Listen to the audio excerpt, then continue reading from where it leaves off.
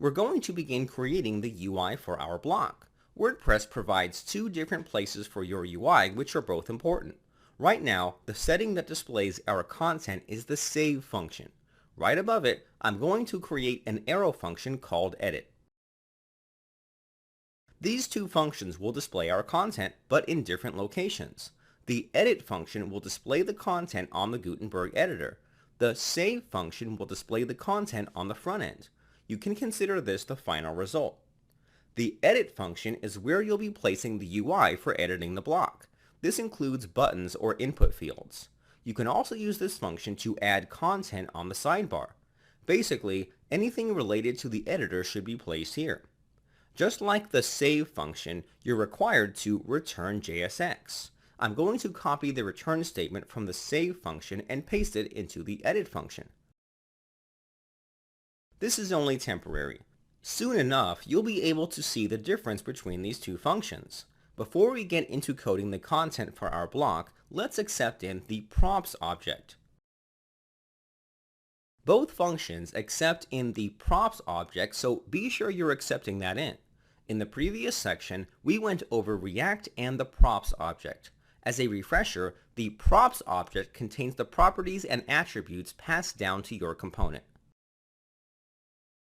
The great thing about Gutenberg is that most of the technical details are taken care of for us.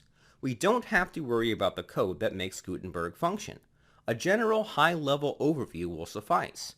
Gutenberg is a React application.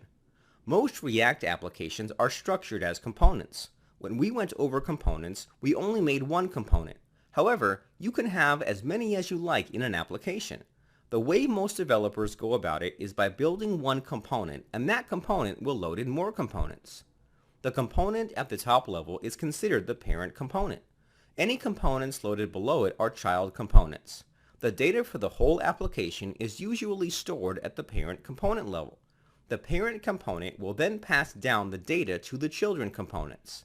Children components can then pass that data down to their children components. There's no limit to how far data can be passed down. Let's say that the data was updated in a child component. The parent component will not be automatically notified about the update. Instead, it's the job of the child component to tell the parent component about the data change. You have to do this manually, but it's not hard at all, as you'll see soon enough. Now, you may be thinking, what if the data that's used on level 2 is also used on level 1? Well, once the parent component is updated, it'll send the data back down through all its child components. This process repeats until all components are up to date with the latest changes. This way, you don't have to send the data to all components. You just have to send it to the parent component and everything else will follow suit. The props object will contain the data for our block. Not only does it contain the data, but it contains functions that you can use to send the data back to the parent component. Let's check out the value of this object. I'm going to console.log the props object. Then, inside the command line, cd into the blocks directory and run the npm run dev command afterwards. You shouldn't receive any errors at this point. Once the file has been compiled, let's create a new recipe post. Be sure you have the developer tools open before you input anything. I'm going to add my recipe block. Alright, the block should be displaying without a problem. If you look at the log, you'll see an object being outputted. This is the props object. If you look inside, you'll find things like attributes and the class name. There is one property I want you to pay attention to. The isSelected property is used to determine whether the user is focused on the block or not. If they are, then the block tab will be in focus on the sidebar. I'm going to click outside of my block, which will make the editor lose focus of the block. Immediately after clicking away, a new object is logged. If you look inside, it's mostly the same. However, the isSelected property is now set to false. After it was set to false, everything in the application changed as well. The block tab on the sidebar is no longer focused. The great thing about Gutenberg is that a lot of this is taken care of for you. The WordPress development team have already taken care of the difficult parts. This allows us to focus more on our block. Now that we understand what the props object is, let's begin creating the content. We'll be learning more about the props object throughout this course. Inside the edit function, I'm going to remove the logging of the props object. I'm also going to remove the JSX code for the return statement. Instead, I'm going to add a pair of parentheses. If you're writing one line of code, then you can omit these. But if you want to have multi-line JSX, then you're required to add these in. As a reminder, the block we're going to create will display more information about a recipe. This includes things like ingredients, cooking time, etc. To start things off, I'm going to create a div tag with the attribute class name. Remember that we're writing JavaScript code. The keyword class is taken, so JSX uses the class name attribute to assign an element a CSS class. The value for this will be a pair of curly brackets. This is how you inject JavaScript code inside JSX. We're going to make this value dynamic. If the value for an attribute is dynamic, then you don't have to worry about wrapping this in quotes. It will be done for you once it's processed. The value will be props.className. The class name property will automatically be generated for your block. You will see the value for this once we're finished. I've already gone ahead and prepared the HTML for this block. Inside the Assets folder, you'll find a folder called Extras.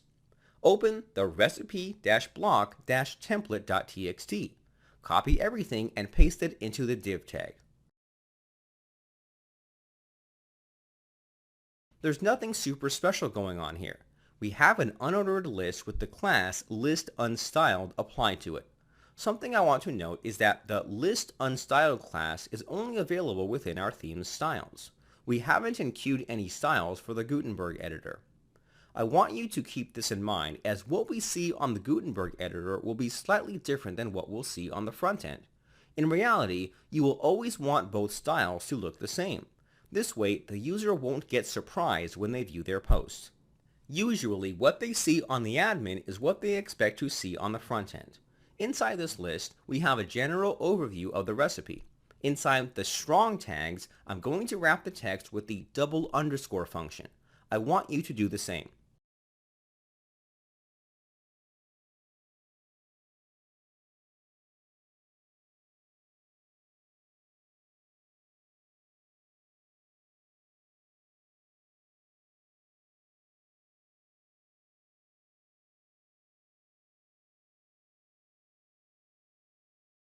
This text will never change, so we'll want to make it translatable.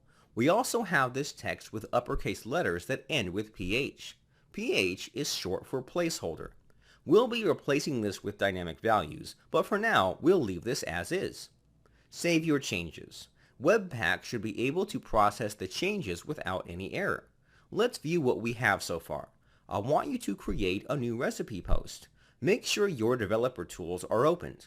I'm going to give my post a title and add the recipe block.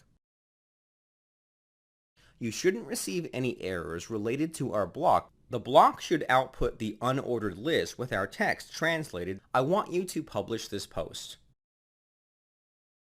Before we preview this, I want you to check out something. I'm going to inspect this element in my developer tools. You'll see our block is being displayed the same way we've written it. One thing I want you to focus on is the class applied to the div tag. For this tag, we've used the class name property from the props object. WordPress will provide you with a class for the block generated. You're free to use your own classes, but it's better to use the one provided for consistency reasons. All class names start with WP-block-. It's followed up with the name of the block. In our case, this would be Udemy-recipe. The / in the name was converted into a dash. Alright, let's view what we get on the front end. What will be rendered on the front end is the Hello World message. This is to be expected. As I stated previously, the edit function is for content that gets rendered on the editor. The save function is for content that gets rendered on the front end as the final result, providing the edit function is optional. If you don't have an edit function available, then WordPress will just use the save function for both sides. Let's inspect the element for this. we'll see the paragraph tag being outputted with the class applied. This is a pleasant surprise. WordPress has taken the time to apply the class even though we didn't apply it in our code. You don't have to apply the class name property as WordPress will do it for you. This only applies to the save function. The edit function will not have the class applied to it automatically. There's a reason for this, but we'll cover that soon enough. For now, just know that if you want to use the class on the editor, then you'll need to apply it manually while the front end will have it applied automatically. Alright, that should do it for now. In the next lecture, we'll take a look at how to allow the user to modify these values.